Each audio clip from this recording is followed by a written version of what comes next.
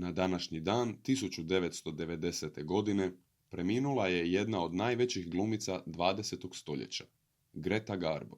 Zvali su je švedska sfinga i švedska enigma, a bila je izuzetno lijepa i izrazito tajnovita. Prvi put se u igranom filmu pojavila 1921. godine, dok je prvu nominaciju za Oscara zaradila za ulogu u Anna Christie.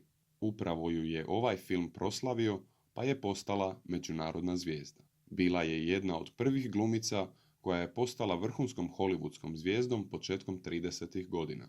Za ulogu u filmu Ninočka bila je nominirana za 3 Oscara. Ipak, njezina karijera nije dugo trajala, pa se već 1941. godine povukla s filma.